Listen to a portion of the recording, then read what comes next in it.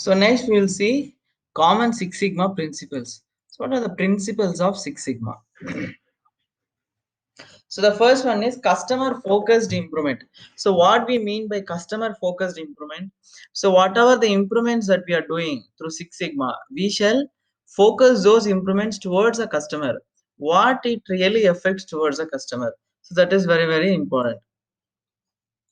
Next, voice of the customer.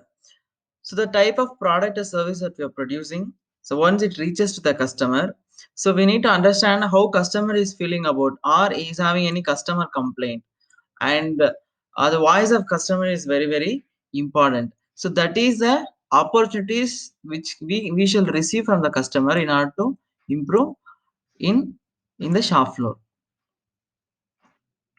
Then quality sustenance. So sustenance of the quality is very, very important. It can be a dimension, it can be a internal properties, it can be overall communication or service. So in all the cases, the type of service or product that we are giving to customer shall sustain. And sustenance is nothing but every time we produce the same results. Then continuous improvement on reducing variation of process and product. So we shall do continuous improvement in order to reduce the process variation as well as the product variation. So that continuous improvement is very much important. Then enhancing business performance and sales and profit.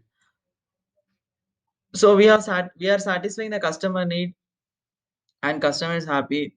And also parallelly, what should happen, we shall enhance the business performance in terms of sales and profit. This is very, very important for any organization.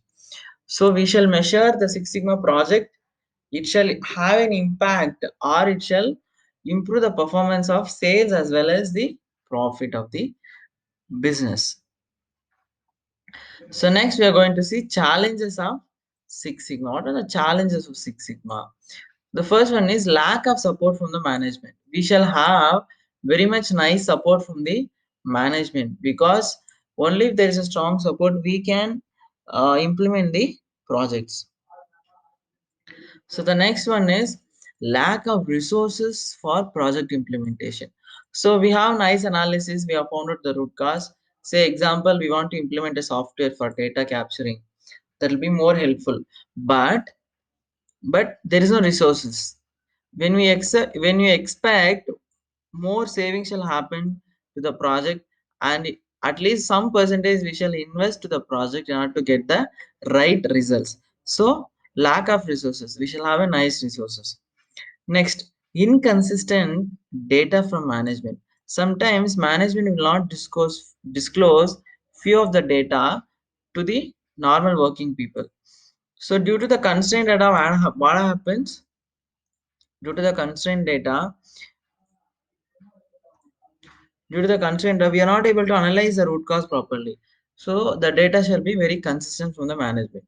Then concerns about using the methodology in new industries. So the methods of Six Sigma, some new industries will not accept.